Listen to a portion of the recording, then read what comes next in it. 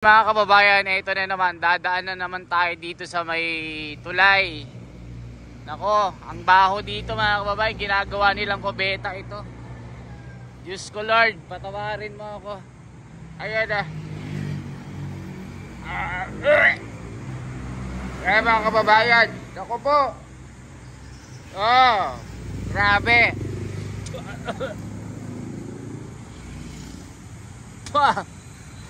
Ayan, nasuka ako.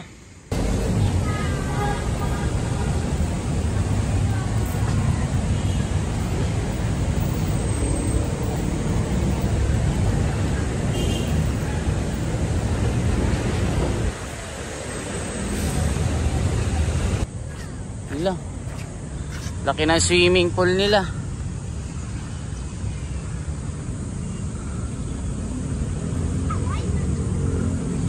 Hindi mabaho ito. Hindi naman mabaho no. So dati ito, bawal po ditong magsakay ng mga pasahero. Makikita nyo. Mukhang nag-ano sila ng ng isda. Yan, bawal dati yan. Dati sumasakay si Yorme dyan. Pinapalayas yung mga bus na yan. Pero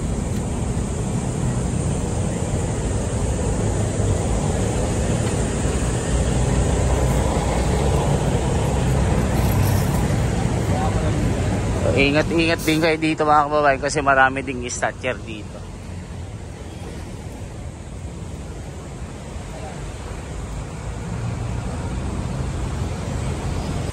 Dito mga kababayan, nasa Manila po tayo. Dito sa may Quezon Bridge. At dadaanan natin yung nako po, mabaho ito. Dito tumatay yung mga tao. Ayan o, putik ang baho. Ayan, putik na yan. Dito yung talaga, putik, ay baho. Ginagawa nilang dito tumatay yung mga tao mga kababayan. Grabe.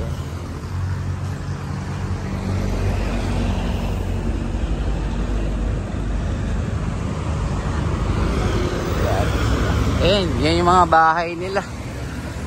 Grabe baho. Putik mga kababayan ang baho. Grabe, doon na sila gumagawa ng kababalaghan at yung kubete nila, doon na din mga kababayan. At ito yung Aroseros. Kita nyo po, di ba? Ang daming puno. Hindi ko kinaya yung baho. Diyos ko Lord, patawarin mo ako. Hanggang ngayon nahihilo ako mga kababayan. Putik ang baho. Grabe mga kababayan. Ayun pati dun merong may tao sa ilalim.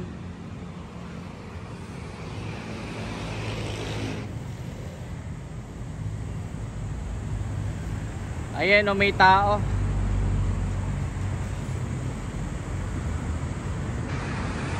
Hindi ko kinain mga kababayan ang baho. Putik na yan. May mga tae. Naku po, may spaghetti pa. Putik na yan mga kababayan. So yan po yung dinudugyot nilang Maynila mga kababayan. So yan yung magiging assignment ni Yorme.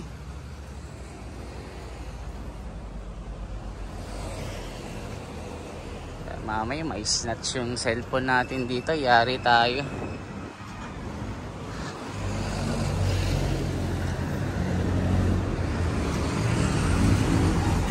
Dito mga kababayan, ginagawa nilang putik ang baho mga kababayan. Ginagawa nilang kubeta. Ay, naku po, grabe talaga. Ang baho hanggang dito maabot. Naku po mga kababayan, problema ito. Naku, dito rin pala yung mga squatter area mga kababayan. Hanggang ngayon di ko matanggap yung naamoy ko doon. Dumikit na sa Bago kong bili na polo, mga kababayan. Ano ito?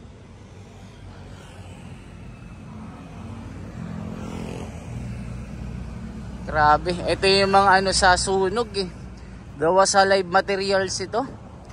Patong-patong na mga kung ano-ano. Grabe mga kababayan, di ko matanggap yun ah. Anong masasabi nyo?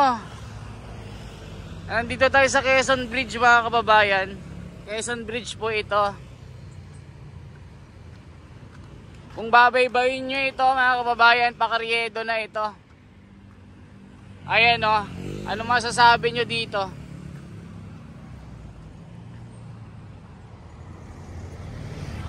Iskinita pala ito. Yung tulay na bahayan na. Mga kababayan, ito na naman. Dadaan na naman tayo dito sa may tulay. Nako, ang baho dito mga kababayan. Ginagawa nilang kubeta ito. Diyos ko Lord, patawarin mo ako. Ayan na. Ayan mga kababayan. Nako po. Oh, grabe.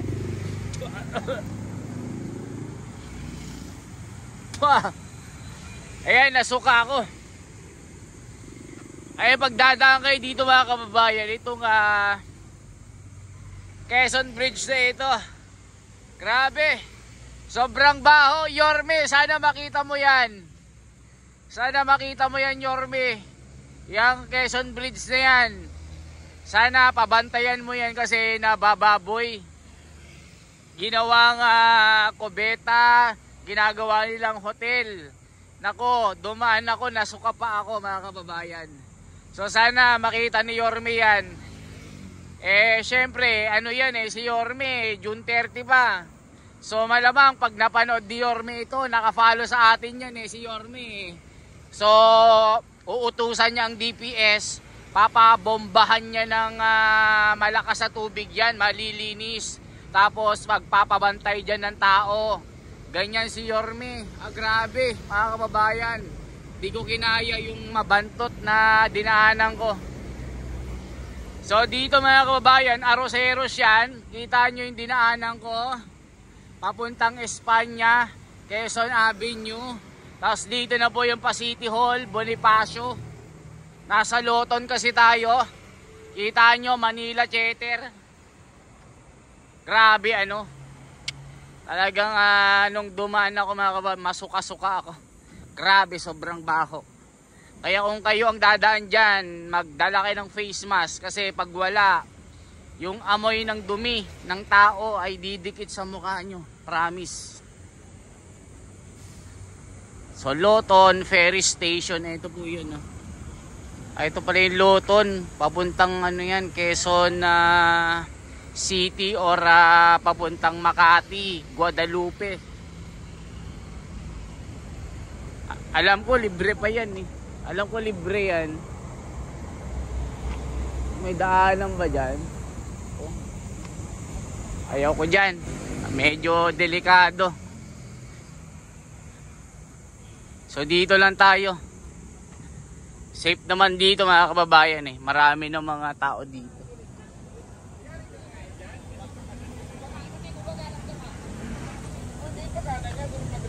Dati si Yorme, bawal yung mga tambay na mga bus dito mga kababayan. Sinusugod ni Yorme yan kasi ayaw niyang matraffic itong malapit sa City Hall.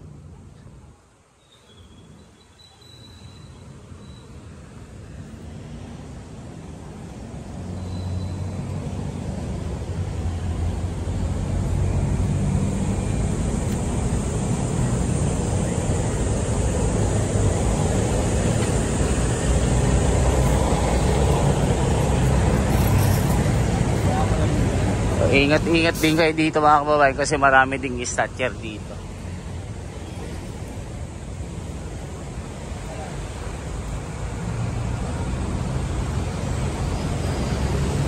Ito na po yung Bonifacio Park Liwasang. Nandito rin yung nasunog na building mga kababayan.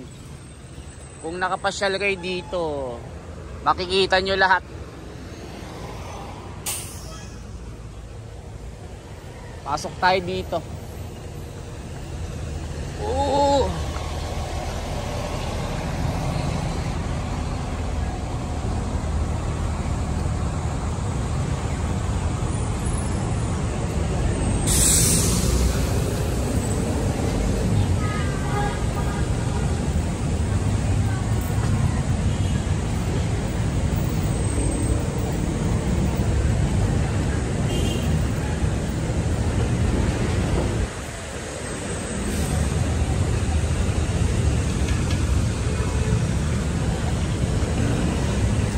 Makikita nyo mga kababayan, ito yung Bonifacio. So nung makita nyo po, ito yung nasunog Tapos minsan may fountain ito, sarado pa kasi ito. So nakita nyo, napakarami mga tao dito, lalo sa gabi. Dito na po sila sumisilong sa mga puno. Itong building na ito, itong post office na ito, inaayos po, ginagawa ng paliguan ito. Malinis naman yata ito. Nila. Laki ng swimming pool nila.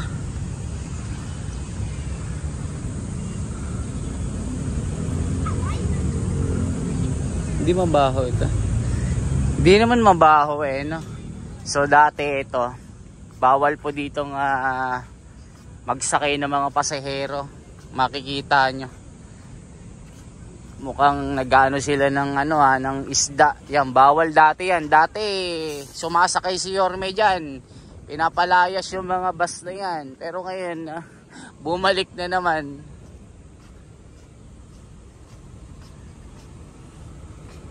So yan po ang update. Yan, dami ding basura dito. Makikita nyo. Yan yung mga babakbakan ni Yorme. Basura, nagkalat ang dami.